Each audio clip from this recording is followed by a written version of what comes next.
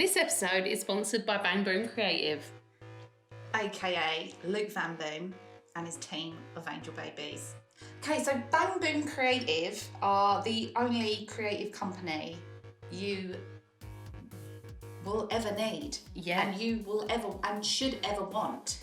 So they do video, they do audio, they do any kind of visual photography. So he's worked with Julian Marley. Bob Marley's son. Bob Marley's son. And if you don't need to know any more than that, really, because They are his credentials. Thank you. That's all you need to know. So if you think you haven't got the budget, find it, because it'll be worth it. Yeah. You've got a little idea. But what you're going to do is you're going to be like, oh yeah, I will give Luke I will drop Luke a little email. He sounds like he proper knows what he's doing, and it sounds like we proper need something like that. So I will drop him an email, but I'll do it later. But I'm telling you now, this is your opportunity. You're not going to do it later. You know you're not going to do it later. So pause the podcast before it starts. Yeah. Because it's going to start any minute. Pause it. Send an email to hello@bangboomcreative.com. Yeah. And tell him we sent you. Yeah, because he loves us. So that'll butter him right up. But do it now. Take the first step. Take the first step now. You'll change your life. It was going to change your life. And you know I'm talking to you. I'm talking to you. You. Oh. Sorry, I ruined that.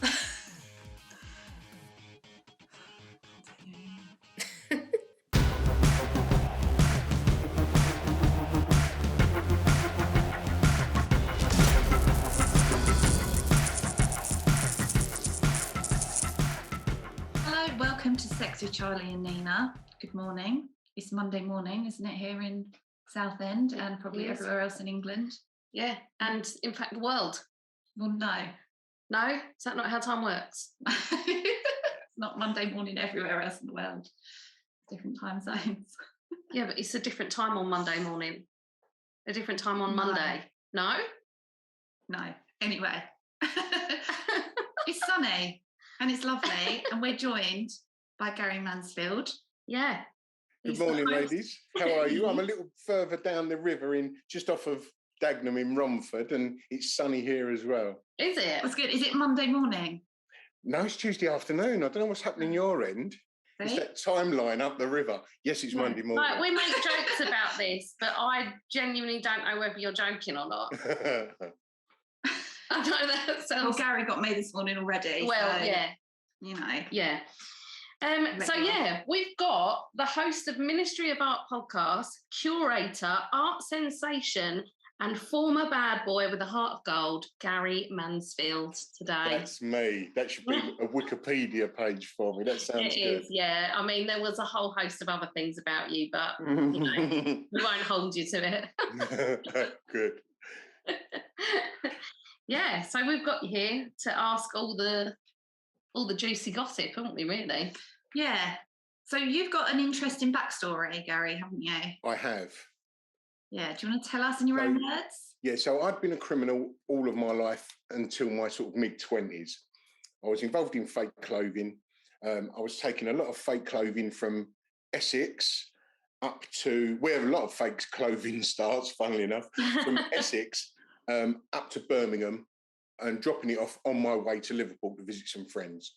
The people I picked the fake clothing up from were new people that I've been working with. When I picked it up, police, helicopters, guns, everything come about, smashed me up, put me in, arrested me, and it turns out there was £4.2 million worth of Class A drugs in amongst the clothing. And so I spent 7 years of a 14-year prison sentence in jail all around the country. What does that much drugs look like? Because that's a massive amount of money, isn't it? Well, it was 2 holdalls, big holdalls full.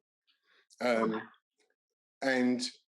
it didn't feel any different to and it wasn't actual clothing I was meant to be picking up. It was, at the time, this was in the early 90s, and the labels used to come on a big roll, like when you see the film tins on telly, you know, what they put the film in. Yeah. It was like a small cake tin, you know, and that's how they've always been. And it didn't feel any different when I picked them up. And I've done this, you know, dozens of times. Didn't feel any different. It still sort of felt the same. It didn't feel peculiar. You know, I wasn't thinking about it. And when they had arrested me and put me in the back of the police car, and they'd got all the stuff out of the bags and they was laying it on the floor, at least some of them. And I did think, well, how comes they're square? Because I'd always only ever seen them round, you know. And they were square, like the size, if anyone remembers an old phone book, it was sort of like that. And all the time I'm sitting in the car, I'm thinking, all of this fuss over some fake labels, you know, it was something you don't even go to prison for. And then I had very much some egg on my face afterwards. So was the reason why you got so long in prison? Because obviously that wasn't you that did that. So you obviously didn't tell of the person that gave you the drugs. Is that why you had so long? Is that why you went? That's very much correct. I mean, I didn't point the person out. The person got arrested as well, who stitched me up. And there was a couple of people that stitched me. There was a chain. The two people that had got me involved with this new guy were both in the dock as well. But with all that old bollocks about the the unwritten rule and all that in the underworld, so I stood up in the dock and it weren't me to point them out, you know. And I had some friends who were like the old 60s villains, you know, from years ago, the well-known ones that are in the books. And they were saying to me, just stand up in the dock and fucking point them out. They stitched you up. That's not grassing because they've put you in that position unwittingly, you know. But I still couldn't do it, you know. And I knew fully well that the moment that I said, no, he's not in this room or in this courtroom, I knew that I'd be sailing myself down the river and I knew I'd be going away. But, and I don't want to sound like some fucking honourable thief, but that's the rules I've fucking lived by. And I'm a strong believer in that, you know. And I just thought, well, you know, I'd done loads in my time that could have got me 14 years in prison. I was quite heavily into all different things.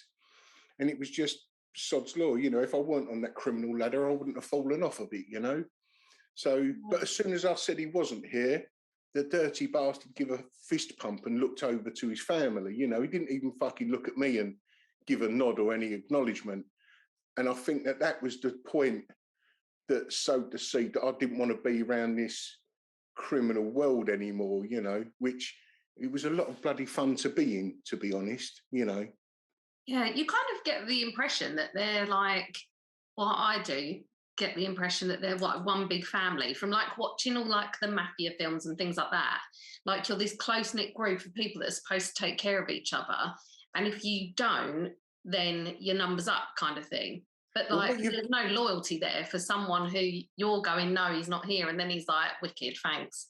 Well, what you find is the ones with the money and the power, they haven't got the scruples, you know. It's the ones further down the ladder who are in that sort of we're in this together thing that they do a lot of the time, you know, look after each other and live by them rules a little bit, you know. And you got your own laws, haven't you? Yeah, but you go further up the ladder and they're just interested in a fucking pound note and themselves, you know. Yeah. And they don't give a monkey's about those below them, you know. Same with any business then, really. Exactly. Yeah, exactly that sort of thing. The higher up you go, the more of a cunt you are. Exactly. But on the flip side to that, I went in prison. I discovered art. I'd never done it before. Found out I was pretty good at it. Fell in love with it. Contacted some artists on the outside who wrote to me and sort of pushed me, give me support. Some of them were now like A-listers in the art world. And they was writing to me throughout my sentence, made me obsessed with art. And, you know, when I come out, I'd already started a degree. So I finished that off while I was, when I got released. And I've been floating about in and out the art world ever since. So it wouldn't have happened if that shitbag didn't grass me up, you know. Yeah, you've done you a favour, really. I think so, Nina, because I would have still been that same person. Yeah. And the beautiful thing, is that I've now got children that are really lovely people that anyone would want to have as their children, because they've got great personalities, they're lovely people, great sense of humour, they've got loads of empathy and love. Yeah. And that's because I'm a different person now, you know. I mean, I weren't a complete arsehole before, but I had different outlooks in life. And if that hadn't have happened and I hadn't have changed because of art, then they would have been different kids, you know. They would have been like little photocopies of me when I was a young scallywag and tear away, you know, that possibly. Yeah. So do you instill that sort of how you were sort of raised? Do you kind of instill that, like, don't be a grass, like, into your grandchildren? I don't. They never even knew anything about me until they was about 11. You know, I didn't, because I don't know which point. I know this is supposed to be a fun thing, but I don't know which point in my life I went down that path, because my brother wasn't like it. We grew up in the same home. We was as skint as each other, you know, in what it was like in them days. So we grew up in this, you know, we had the same life, but he's a fucking good guy and I wasn't. So I don't know where it went wrong. So I just made sure I was really strict on my boy, at least, because I didn't know where it went wrong. So I made sure he didn't stay off the track. So I was a little bit over strict, but he doesn't resent it and he's a fucking good lad, you know. Yeah, that's good. Well, that's all that matters, really. You can only give advice, can't you? And like try and steer him in the right direction. But I don't think, like you say, your brother was a good guy and you were a bad guy. You probably weren't a bad guy, but your, you know, mechanisms for survival were different. Like my family's like that. My brother's form of survival was, well, not struggle, just like everything is a struggle, where I'm just like adapt and survive. Yeah, but we're all doing the same thing, I think, but just different means. Do you know what I mean? Like you're still working. I think because I used to like get in a bit of trouble when I was a kid, like pre-teen, and it was fucking exciting getting chased by the police, you know, and stuff. It was fun, and then the trouble is we nicked some stuff out of this garage once that turned out to be a lockup of a criminal, you know, and we had all of this stuff that we was only like 12 or something, 13. We didn't know what to do with it. And then someone offered to buy, well, the bloke who owned the greengrocers offered to buy this punch bag that we had, this leather punch bag. And then all of a sudden, that was the worst thing, because we thought, fucking hell, we can earn money out of this being naughty now. And then that was the path it went down, you know. Yeah. Oh my God. Yeah. But it was a good life, though. I mean, other than, you know, I got fucking beat up loads, and you know, if you're in a violent environment, you're going to encounter violence, aren't you? But on the whole, looking back, it was a lot of bloody fun. You know, it was exciting nights. There was money to be earned. There was, you know, load of girls. It was, you know, we was mid-20s, early 20s, and everything was like when you watch one of those films, you know, you do forget the really bad times, but looking back on the good, it was all good fun, you know, everything a young guy would like. Well, talking about girls, I mean, women love a bastard, don't they? Oh, they do. Which is handy, because I ain't got any looks or personality, so being a bad boy helped. Do you think it is just the excitement? Well, I'll ask you, what do you see in it?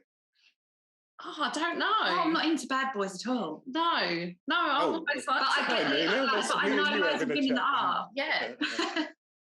You're out of luck, Gary. Yeah, sorry. I mean, yeah. I'm good now, Charlie. Far too exciting for either of us.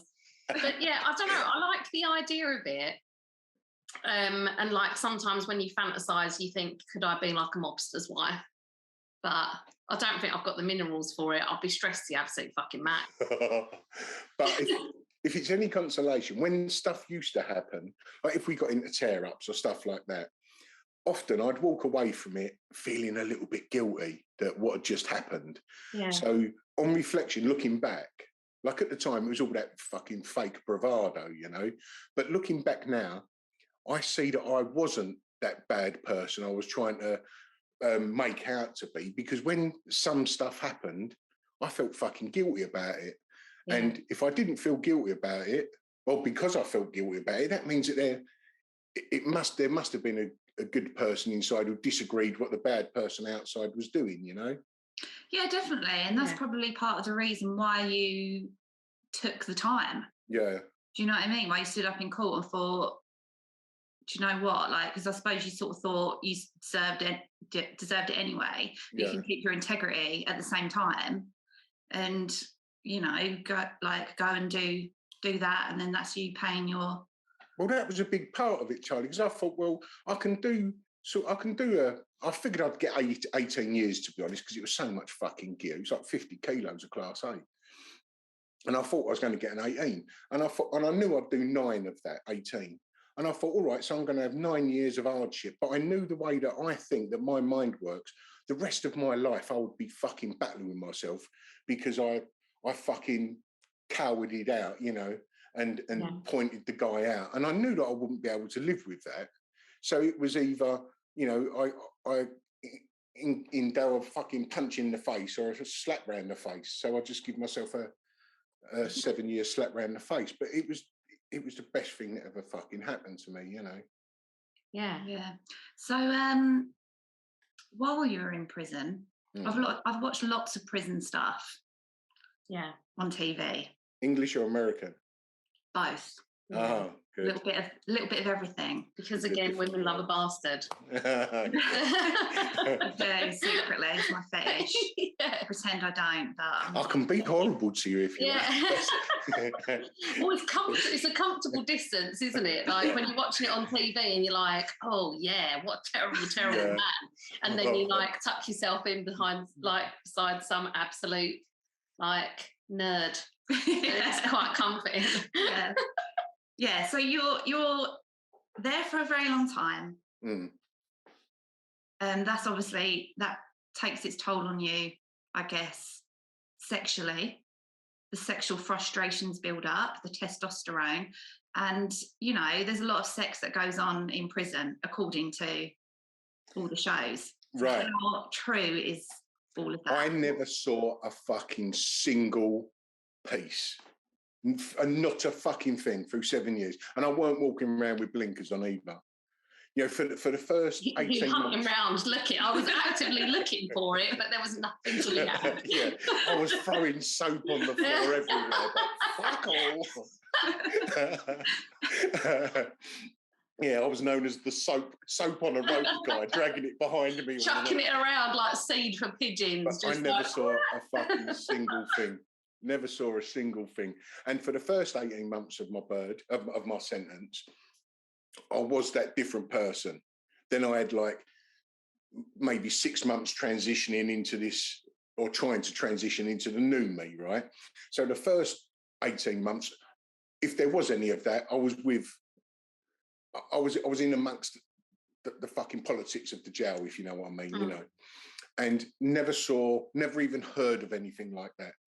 Okay, we heard that these 2 Greek guys who got nicked together, who were in a cell, there was rumours going around that they were banging each other, but that was probably just a fucking, you know, a rumour going around. But that was the only thing I heard. There was one openly gay guy who was in there, and that was sort of like later on in my sentence, and he was just getting fucking slated all the time, and we ended up, or I ended up sticking up for him, and sort of people were saying that he was my bitch because I was like keeping people from bullying him, you know. Yeah. But yeah, he was just a fucking fella who was getting slated, you know. Although he wore the Spice Girl shoes, they didn't fucking help. You know, the big platform trainer things. What, in prison? I know, it's fucking murder. You was allowed your own trainers. You was allowed your own trainers, and he had these fucking party girl thing. Well, I don't know what they're called. Oh my God, he's a fucking dream. It's the Baby Spice. Oh man, and and the thing is, this is funny, right? Because whenever he used to walk around, they used to hammer him, right? And it was mainly the fellow black guys. They couldn't handle another black guy being the only gay in the village, if you like, you know, and they used to fucking hammer him.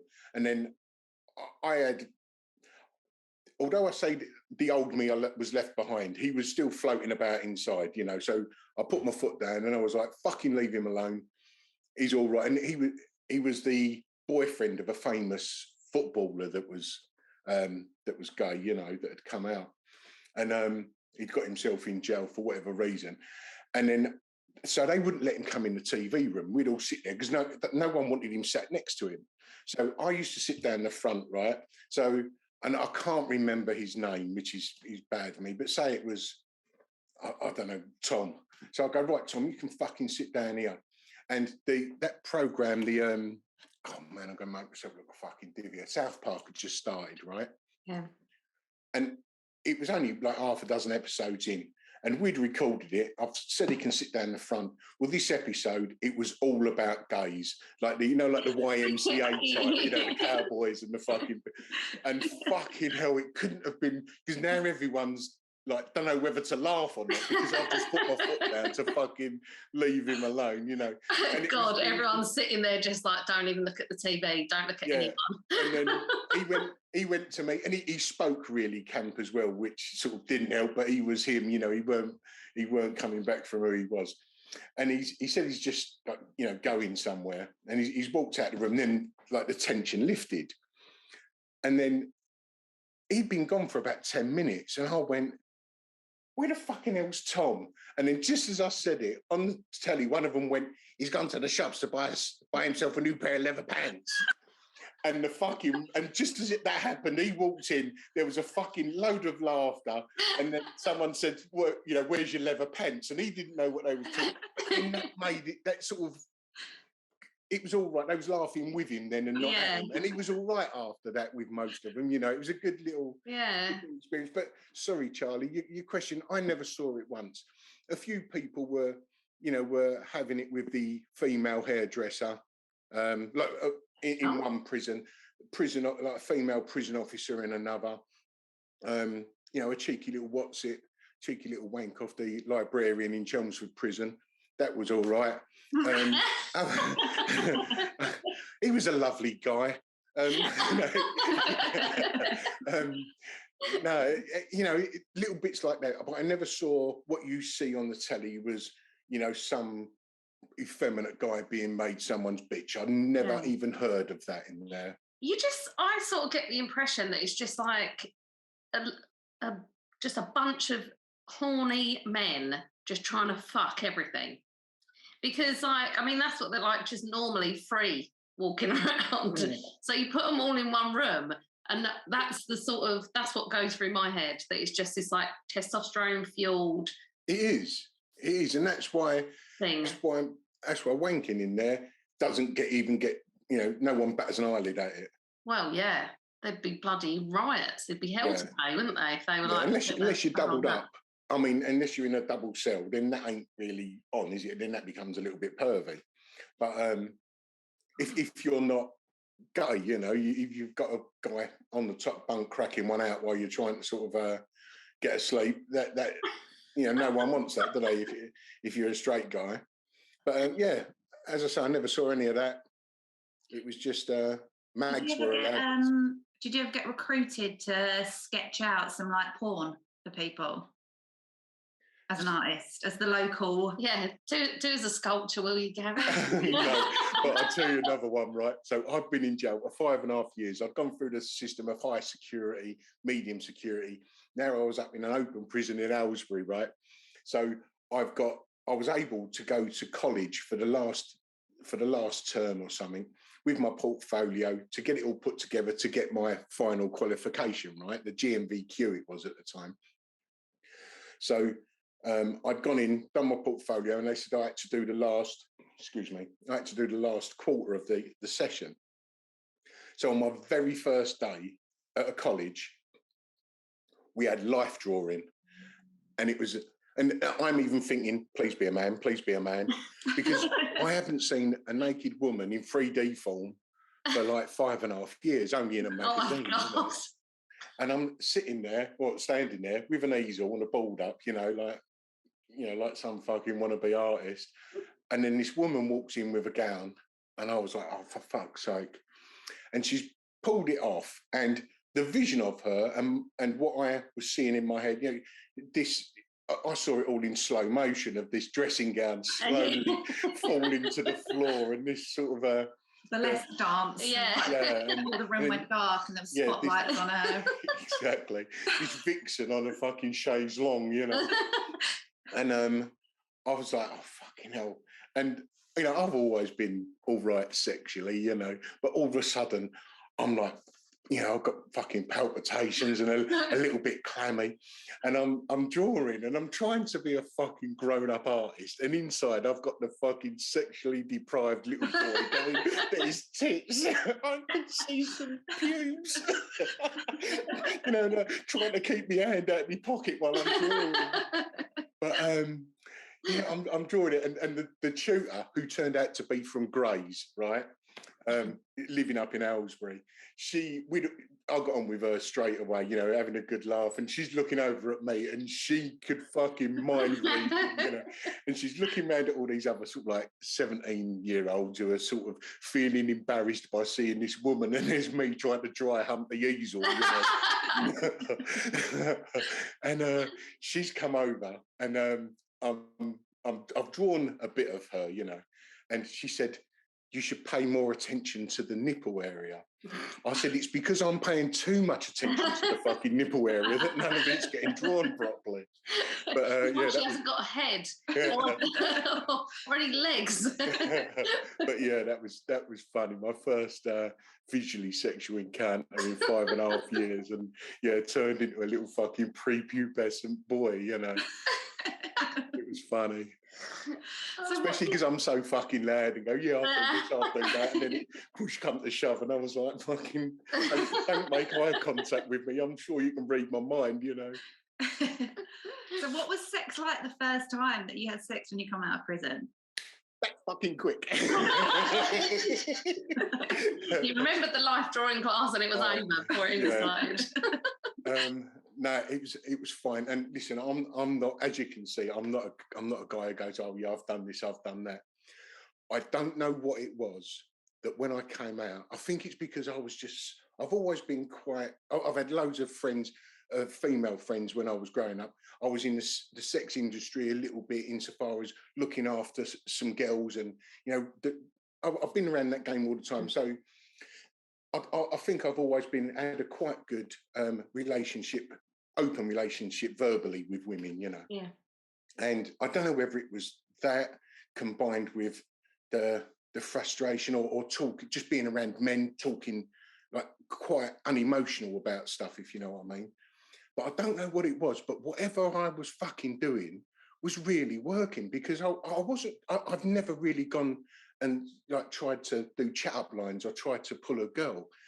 It's just sort of like become sort of half mates, and you go, well, are we going to be mates, or are we going to just have, you know, quick sex and then be mates, or, you know, that sort of thing. And I don't know what the fuck it was, but it was just work. You know, I was just like seeing girls left, right, and centre for a little while. Well, it's amazing how responsive women are to respect, isn't it? Like, the minute you show a bit of interest and actually listen to what we're saying, we will have sex with you. I think it's because I wasn't trying to get in anyone's drawers, you know. And that it was, but I don't, even now when I look back, because, you know, what you see now is just a little bit older than what was then. So it wasn't some fucking Adonis walking around, you know. But yeah, I don't know what was happening, but it was working well. And even like this is while I was at uni, you know, and like the guys on the course, I'm going like, what the fuck am I doing? They're going, I don't know. It was quite strange. I'm not knocking it. And please don't think I'm trying to give it a big one, because I'm really not. I'm still trying to figure out what the fuck it was anyone saw with me, you know. Women just throw themselves at me. I know. It's a hard life, you know, trying to fucking walk around Romford Market, and you got, you know, a trail of fucking women like the Pied Piper I am, you know. Like a conga line of fucking hotties behind me. It's never been like that. I bet your wife behind you now just being like, fuck off, will you? Yeah. Leave me alone. Yeah. Go and get your own Adonis. Yeah. I'm taken. I'll put in the hours with this one. Well, that leads us on to our questions. We've got more questions for you. We could sit and natter all day about your animal magnetism, Gary. I know. But what we want to know I know. You're lucky there's a screen between us, because honestly. Yeah. Put your clothes back on and let's get on with the conversation. It's not happening, girls. Okay, well, we'll end that then. Try what we can. Yeah. What's the worst sex you've ever had? Oh man, when you sent these through, I mean, most of my sex is the worst. But I was thinking of one occasion, and I was seeing a girl who everything was romance, you know, and if we was going out for a meal, she would have this fucking script in her head of what's going to happen at the meal and how it's going to go. And I'm probably going to say something like this, and she's going to act. So it was like living to a fucking script all the time. And it was never going to, I was never going to fulfill them expectations because I'm a dick, you know, so I'd ruin it. But this was like the late 80s, very early 90s. And we was romance in a caravan in Clacton, where, you know, most romance starts. Oh my God. But she'd had this thing about being in the shower and it being all romantic. So she was telling me about how when we get in the shower, this is going to happen, that's going to happen, it's going to be all romantic. And then this clumsy prick joins the fucking equation. So it is in the shower, in you know, they're very small, and I'm a rather large guy. It's a caravan shower. It's not just your average shower. Caravan showers are small, aren't they? No. So we're in there, the water's on, she's sort of eyes closed and being, you know, in a different world, or just not wanting to look at me, whatever way. I'm trying to remember the fucking script that I've, you know, been told in my head. So, so the water's coming down. The water's a nice heat. You know, she's against the wall, the curtain's shut, sticking to my back a little bit. You know, I hate that. Right. So, but I'm trying not to be a dick and crack a joke, right? Because she's in the moment. You know, 50% of us are in this moment. But either way, it's come to the point. I've lifted her leg up, her left leg, and as I've lifted it up, it's fucking run along the tap that turns. And I've turned off the fucking cold water. And all of a sudden, this fucking burning hot water come onto my face, you know.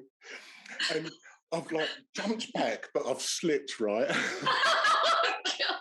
So I'm falling backwards in a very small room. The only thing I can grab hold of is her.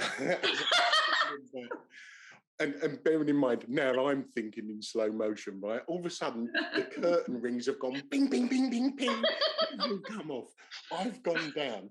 The curtain rail, like an L-shaped thing, you know, which is, and the walls in there are flimsy anyway. Yeah, I'm surprised you didn't take out. So I've fallen back, and it's, you know yourself in these caravans, it's probably a fucking 2-foot gap to the other wall. Well, I've come down, I've fucking smashed my head against the wall. On the way down, I've hit the toilet. The top of the system's come off, and there's a crack down the front of the system where I've hit that. And water is just pissing out of this. And bearing in mind, this is all 2 seconds, right? There's water pissing out the fucking system. I've come back. There's a mirror above me, and it's a tiled wall. And as I've hit the wall, all these fucking tiles and broken mirror just coming down towards my face. I've tried to move out of the way, my shoulders cut. And because I've held her, she's come down as well, and she's fucking smacked her head onto me. She's got a cut on the side of her eye just there. That's because she's wet and the water's pissing from her head. We've got hot water coming down. Luckily, it was hitting her back. I was fine. I had the cold water from the system. So it wasn't all bad. But yeah, that was when I look back at that moment, that wasn't my proudest. No, it was sex in the shower is so dangerous anyway. I don't know how people romanticize it. Like they're standing on underneath some sort of like waterfall with some like 90s advert. I always like get her feet are Andre. Yeah. I went like that. No, well, I never get the shower. So like, I always get the cold bit. Like the shower's only in one person. So I'm like having sex freezing cold, and I'm like, this isn't what I envisioned. It's just the water gets in your eyes. Yeah. Soaped in. You're drowning. And it's slippery. And we said this about blowjobs in the shower, didn't we? Like, no one wants to drown while they're giving a blowjob. Getting That's not how you waterboarded. think it's going to be. It's hard enough to breathe as it is when you're giving a blowjob. Getting waterboarded while giving oral sex ain't the thing, is it?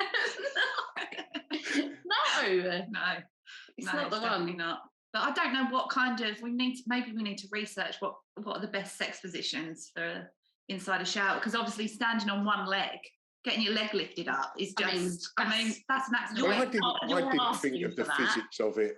Yeah. I didn't think. I was just going along with her fucking story. And, you know, looking back, she may have just wanted me to get in the shower because I stunk, you know. I might have had a hygiene problem.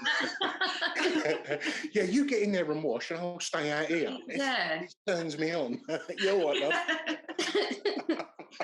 Oh my God. Just the calamity of it. Like, and you know it happened in a second. Whilst you're going through this story, you can tell that it was literally just a flash, because we've all slipped in the shower before and taken out everything that's in there. Oh man, it wasn't good. It wasn't good. Oh my God. Right. What was your I mean, this could count as being the next question as well. But what was your most embarrassing sex moment? Right. I've had a few. But this one doesn't involve me part of the act, right? Now, I'm sure you've heard of Heaven nightclub. Yeah. Mm-hmm. Right. So I used to run the security at Heaven nightclub. And to be honest, I'll be open and honest, I was homophobic before I went there, insofar as I didn't know any gays. Larry Grayson off the telly, you know, and people in the 70s. That was all I knew of the gay world. Went down to Heaven, fucking hell, learning curve. Turned out to be the fucking best place I've ever worked in my life. Absolutely loved it. But on certain nights, because we've done it on 3 nights. I don't know if you knew Heaven at the time, which was early 90s. On Thursday was a thing called Rage, which was a brilliant rave. Friday was what they used to call the gay night, which it was pretty much just gay and lesbians going in mainly. Yeah. Saturday night was a bit more fluid. You know, you can have a wrong fucking word to use there. But it was a bit more of anyone can come in. Well, on the Friday night, when we had to go around, we had to go in the toilet to make sure no one was up to anything, right? And most places it would be, you know, making sure no one's having a line of anything. In there, you didn't know what you was walking into, you know. And I went walking in to, and it was strange in that club, because women's toilets were opposite the men's toilets, but everyone used to use everyone's. It didn't. Yeah. It was you know, it was the only night that used to happen. But I'd gone in what was the ladies' toilet, so I've had a look around the cubicles, fine. When I've come out, there was a guy had come. Sorry, the men's were opposite. As I've come out, I've seen a guy sort of running out with a funny look on his face out the toilet, a bit sharpish, you know.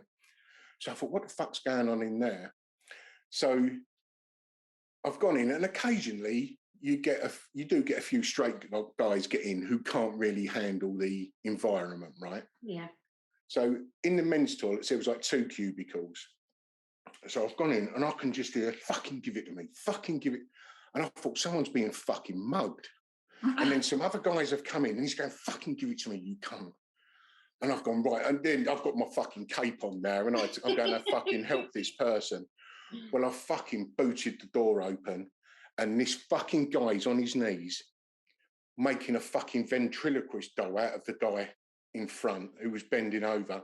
He was beyond the wrist. And the guy at the top, who was leaning over onto the fucking toilet, he's looking back, going to the fella. He was the one going, fucking give it to me, you cunt, fucking give it. And my fucking God, I stood there just fucking looking, didn't know what was fucking happening. And then, all these other guys have heard the door going down. Someone's told other security that Gary's just gone running into the fucking toilets to help this poor person who was being mugged. And I've stood there, and there's just loads of people come running in, and yeah, that was because that was the first sexual gay act I'd encountered. You know, obviously you see guys playing about with each other and kissing in that club. Yeah. But that was the first, and what a tragic thing to see when you're trying to sort of come to terms with that, or trying to include that world into your life, having it that sort of straight in one go. It was fucking traumatizing. Yeah. It's a bit strong, isn't it? I can imagine even if it was a straight couple, it would have been a bit of a shock to see someone up to their elbow in colon. It weren't. Yeah. It was strange. Yeah. And and at that point, because normally you'd go like if you see a straight couple having sex, you go, fucking put that away and get out. You know, I know how to speak to that sort of thing. Yeah. I was just taken aback, you know. So what did they do? Did they carry on, or did they like try and beckon you to join in, or did they stop? Were they embarrassed? Pass me a tube of lube, you know. No, I can't really remember, to be honest. It was that moment sort of froze, and you know the club probably finished, and I was still there in silent amazement. You know, someone carry a cup of tea. Yeah, but I remember that they weren't too. The guy who was doing the fisting, he was bothered about it. The guy at the front, it was a fucking everyday, you know, just another day's work for him. You know. Yeah. I mean, it's not something you can just like put away. Like if you're giving someone a blowjob, you can quickly just like put it everything away, stand up. But I mean, as a person who's never been fisted, I can't really think of the process of where it would be quick to get your fist out of someone. Well, if it was an everyday occurrence for this guy, then I can imagine it probably would have been quite a simple. Yeah, I don't know. But yeah, he pulled his fist out. There was a bunch of flowers there as well. A rabbit. You got a rabbit out the hat. But yeah, embarrassing because I just didn't know what to do, what to say. And it's you know, it's a funny little story now, but yeah, I just didn't know what to do, where to look, what to say. I was not shaking his fucking hand on the way out. But yeah. Thanks for your concern. No one was stealing my purse. Yeah. You got bumped in hoping to save the day, and then you've just been like, well, fuck. It's so funny. I could just imagine you standing there for days. I mean, the thing is, I used to carry a truncheon at them times in case it kicked off, and if they saw that in my pocket, they might have thought I was enjoying it. Him or what? Is that a cosh in your pocket, or you just honestly, it's a cosh. It's a cosh.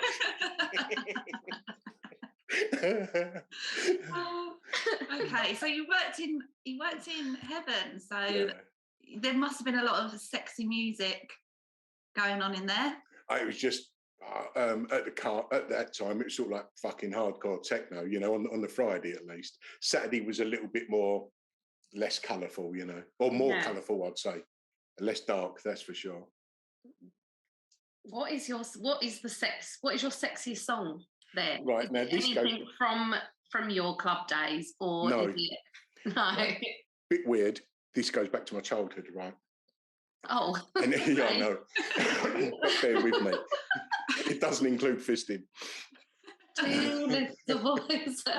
Right. When there used to be a very large pub in Dagenham called the Fiddlers, which was very well known. It was called the Merry Fiddlers. And at this time, I was probably about 10 or 11, something like that.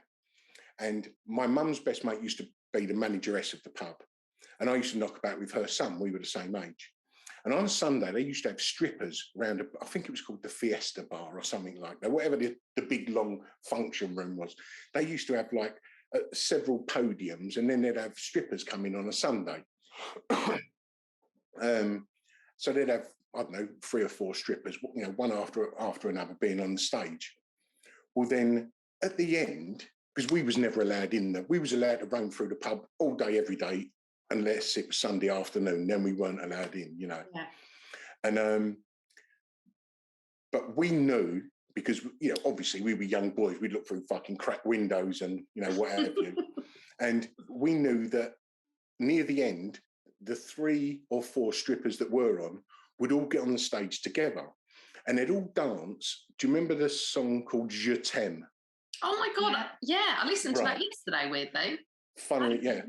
You weren't on a podium with 3 girls, was you? I was dancing to it in this like run-down pub. Yeah, weird. Right. So we knew whenever that song was being played, all 3 of them or 4 of them, whatever there was, the number of strippers would be on the stage doing stuff with each other, you know, to get right. So that it had a flat roof and it had those, you know, the big skylights, the domed skylights. Yeah. It had those, and they would have, remember that glass that was like you couldn't see through it. It was opaque glass, but it had like wire inside it. Yeah. So it used to let the light in, but you couldn't fucking see through. But because it was hot, they used to wind the windows open. So we'd go, when we heard that when we heard that Je t'aime, we was like, you know, when you say to a dog, walkies, we was like that as kids, you know, we'd fucking run up in the bar, upstairs, out the fire escape, jump over onto the roof, go over and look for the open window, you know, and then there'd be these 2 fucking 11-year-old kids sticking their head through like 30 feet up, you know. But yeah, so we would see these 3 or 4 women playing about with each other, you know. And now, whenever I hear that song, it just makes me smile, you know, of the young perv running, you know, running as if there's a fucking fire, you know. I love that because that is a classic, isn't it? It's a classic, like it's a proper cheesy love song, isn't it? Yeah, and all the other ones we've had have been very like on the nose, haven't they? Well, yeah, we've had a lot of people answer with like R&B songs. Yeah, really, hasn't it? But yeah, that song is like a good. Yeah, cheesy French song, probably sung by an English woman. I don't know who.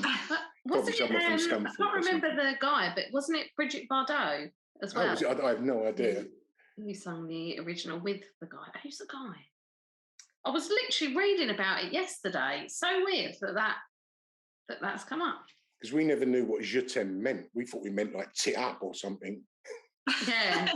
We never knew what it meant. Yeah. Strip orgy, that's properly translated. Yeah, Je t'aime means you can tit up a woman.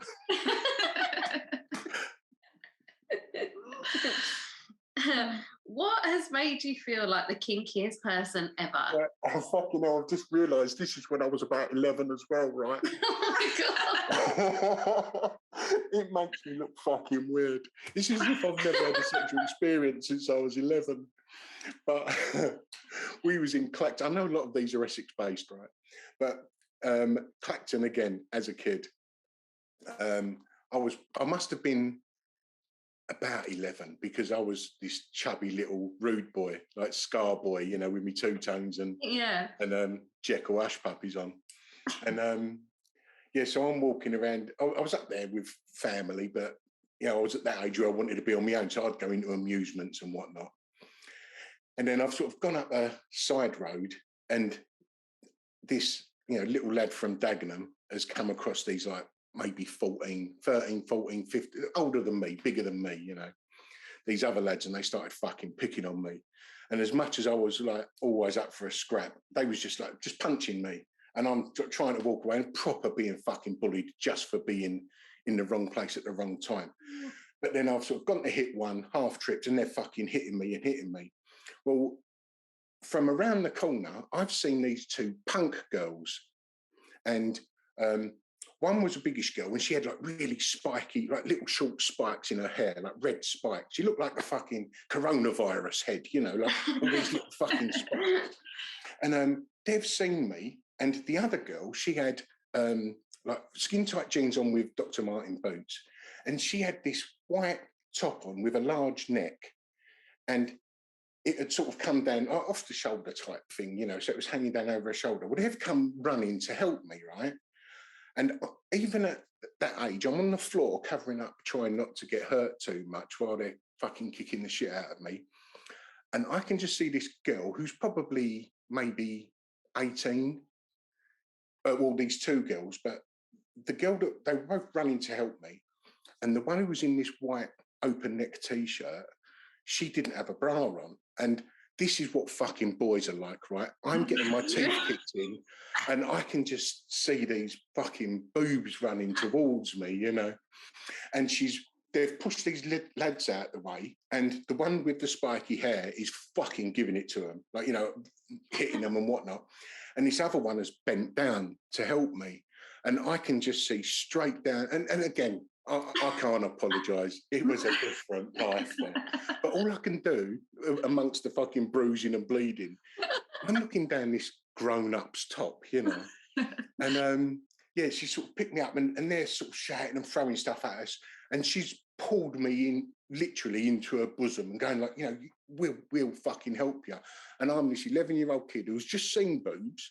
I've got my face pressed up against the boobs. And they've both got me out. They've got me away from danger, sort of like, you know, got me back to the seafront where it was pretty much safe. And I've thanked them and gone on my way. But ever since then, when I see a girl wearing a top, it's just you know, I don't have any pervy thoughts by any means, but it's just this fucking feeling that I get back as that young 11-year-old boy, you know. Nostalgia. Putting the pain to one side and seeing this girl, you know. It was all of these emotions coming on. So I wouldn't say it was necessarily a kink, but it was definitely possibly the first turn on, other than the women on the stage, which was before that. But the first sort of real life interaction experience that or inner urge that I've felt. And whenever I see a local, it's even like a running joke between me and my missus, you know, like if we're you know, walking along and the girl comes towards us, she'd grab hold of my arm. She goes, you know, hold yourself, you know, as a joke sort of thing, you know. God, that really could have set you on a path of like sadomasochism, couldn't it? Yeah. Like remembering boobs, but also remembering being kicked the shit out of. That's dangerous, isn't it? Yeah. I was thinking opposite. I was thinking like an aversion. Well, no, it's like quite old-fashioned. It kind of reminded me of like when women used to like show their ankles to like turn men on. It's like a little bit of shoulder. Like that, Gary. Before they come here of women that are chasing you. Yeah. Yeah, so as I say, it's not quite a kink, but it was the first sort of experience that I love it. Definitely done something to me. And doesn't it say something about those girls? And unfortunately, you know, I'm you know, bigging them up about their fucking bravery and you know, helping this fucking little kid out. And I slightly guilty about returning the favour by, you know, having a pubeless erection. I mean, I think you can be. I think you're allowed that one. Oh, I think you'd be made of stone to not. Yeah, I was in parts.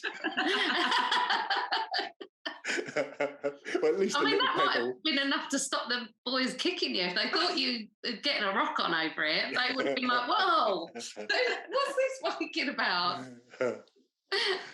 Yeah, it's a bit weird though, being kicked in, and you know, you're just zooming in on a pair of free swinging boobs. It says something about. It says something about the fucking rest of my life, doesn't it? And that's when I knew I was destined for a life of crime. No pain, no gain.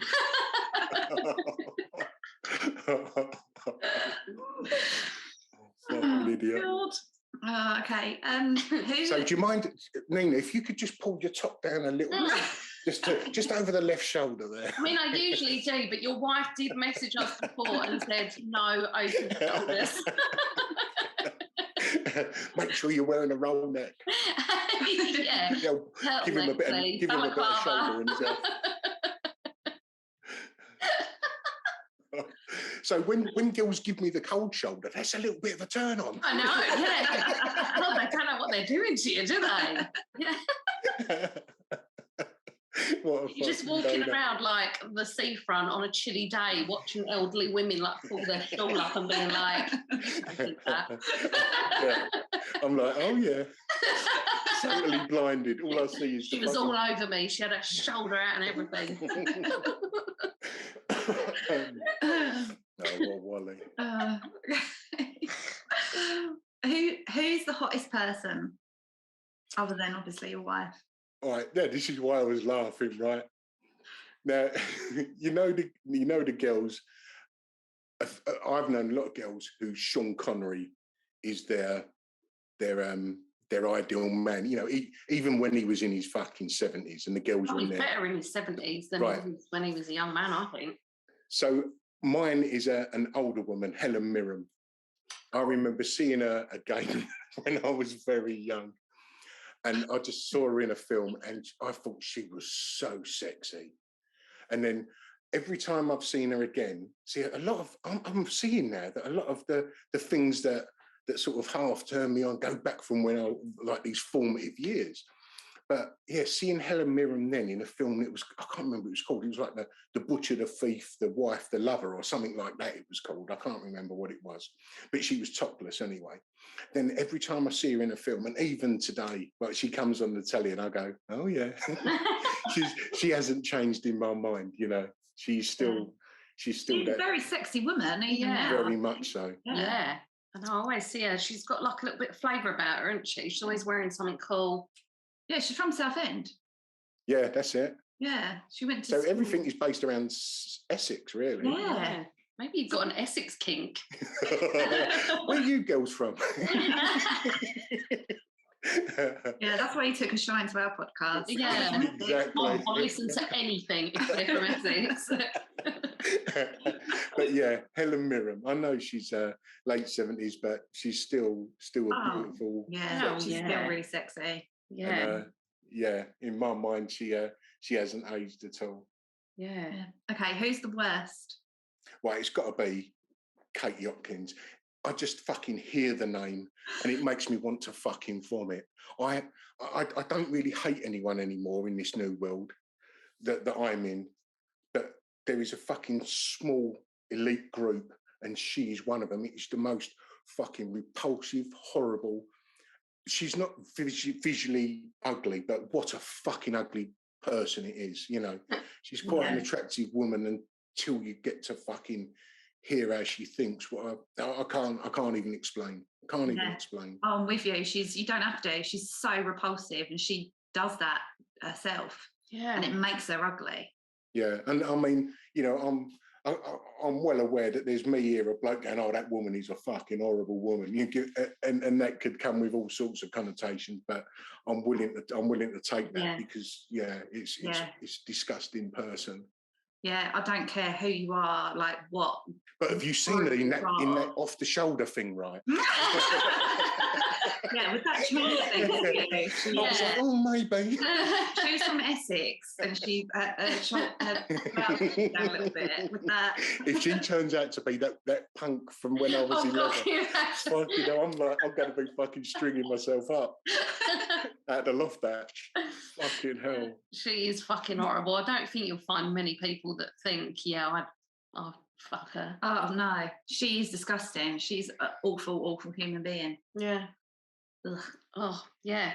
Well, I mean, it brings us to the final question. I think I know the answer. But would you rather have sex with a live Katie Hopkins or a dead, only freshly dead, Helen Mirren? She don't have to be freshly dead.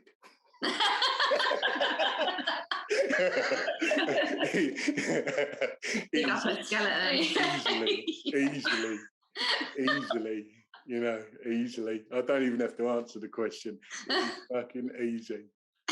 Yeah. Well, that makes our job really easy because normally when people say they'd rather fuck the live person, we have to persuade them to try and fuck the dead person. Yeah. So no, it's no persuading. It wouldn't be the first. Oh.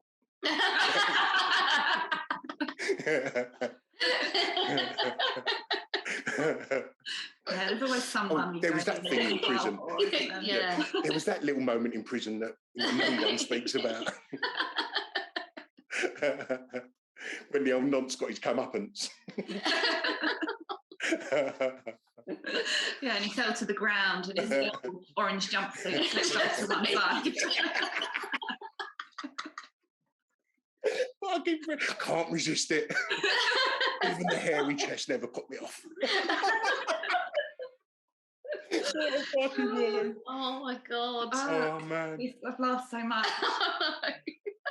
So in summary, if you like wear an off the shoulder thing, whilst the Je T'aime is playing in the background. Fucking hell, man. Oh, yeah, we've got a done deal, haven't we, then? Yeah. We'll have to make like a little video and send it to you. Yeah. All the things, all the kinks. You'll never see me again. Yeah. Dressed as punks. Yeah, whilst in the background we're playing like a little film of a kid getting just like kicked. Yeah, with a tartan miniskirt. Even Scotch Guards. It wouldn't be the weirdest request we've had, not gonna lie. It's pretty tame, really. Yeah. In the shower. Yeah, it's one of the nicer videos we'll film this week. Oh, man. Okay, right. Well, we've done an hour. Yeah. But just before we wrap it up, can you quickly tell the story again of you listening to the Two Girls One Shop? Okay. In the supermarket. Just one sec, sorry. Sorry, I just had to cough on silence there. Right, so during one of the lockdowns, or in between the lockdowns, I was listening to your podcast with our good friend Stu, and I'd stopped in Sainsbury's car park. I sat there for a moment listening to this story. It was getting to a juicy part of the story that you were talking about. So I've just stopped the podcast. Well, I've turned the engine off and I thought I'll catch it when I get out. Done my little bit of shopping, keeping 2 meters from everyone, as you do. And as I get to the till, I'm putting all the shopping in the bag. And then just as I'm about to pay, from my pocket, the podcast, for some reason, decides to start again. And Nina was telling the listener about this guy in the sex shop who had pulled down his tracksuit bottoms to reveal some PVC clothing. And at the same time, he's swiping through his photographs, showing his various PVC costumes until he come to one photograph, which was his dick. Or if I remember rightly, it was his huge dick. And that come out in my pocket. He pulled down his trousers.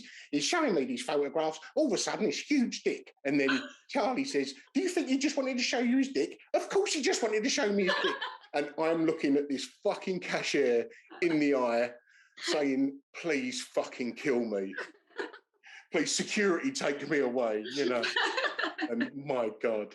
Yeah, so embarrassing sexual moments, that could have been one of them. That's Well, I'm glad we're a constant source of embarrassment for everyone and not just ourselves. It's the reason we do this. Yeah. But she had her tabard off to one side, which fucking threw me, I didn't know what to do.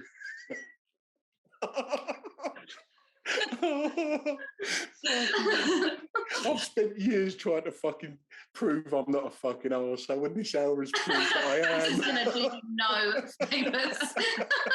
Oh, fucking hell. Expect the police at your door within the hour. Oh, brilliant. What a great hour. Right, so you've got your own podcast called Ministry of Arts Podcast, where you interview artists. I do. And it's really good. I love it. Everyone should go and listen to that. It's amazing. Even if you're not heavily into art, it's still interesting conversations with people, isn't it? Yeah, yeah. This isn't the voice of an everyday artist, I suppose, is it? No, it was quite a shock. It was quite a shock for me. Oh, this artist guy wants me to listen to his podcast. Listen to it. All right, love. You're right, you fucking bricks. Get your paintbrushes out. But I like that because it makes art more accessible to everyone. Because if you're not like the hoity-toity, struggling artist, type, then you feel there's no place for you in art. I think that's one of the reasons I started it, because it changed my life around. And people from council estates, people who aren't into art, get intimidated by art. They don't want to go into a fucking gallery, and it changed my world. It changed my life, and art can only bring joy into your life. So I just try to bring anyone who's intimidated by it, drag them along. If they can hear this fucking Wally talking about it and talking well, I know the subject very well. I've got a lot of friends. Some of them are A-list artists. Some of them are homeless guys using art to get off the street, and everyone in between. Art makes your life a better place, and just bring some of it in. Yeah, absolutely wonderful. And one more question. Sorry, I know I said It was already the last question. Go on. You call yourself Mizog Art. I do. What's that? Is that mean? We said Mizog is what we call our children when they're being miserable. That's exactly where it comes from. Oh, is that it? Oh, okay. Yeah, that's cool. what my granddad I used thought it was like an acronym for Ministry of Arts. And then when I wrote it down, I was like, hang on, that doesn't make any sense. No, my granddad always used to call me a Mizog when I was playing up. And years ago, the first time I ever had to make up a name was when I started an eBay account and I needed to make a name. And I just thought Mizog, because that's when I started calling my boy a Mizog when he was crying. My other half had never heard of the word. So at that time, it was just a fun word we'd use. So I used Mizog, and then I just kept it for a while. When it come to using other accounts, like on social media, Mizog Art, because it was art-based to come a part of it. And it's not, I spell it wrong because someone else had the S in Mizog. It's meant to be, as far as I'm aware, a shortened version of miserable old git. That's what I've heard. Whether that's right or not, I don't know. Well, it works. Yeah. Mizog. I'm only joking. You're anything but miserable, and it's been so fun to chat with you. I haven't laughed this much in ages. No, I haven't. It's really good. It's been lovely. Yeah. Good. At my expense. I've got to walk now. I've got to walk away from this podcast with my head in shame. Rightly so. Oh, thanks, Gary. Yeah, cheers. That was brilliant. Thank you very much. See you later. Ta-da.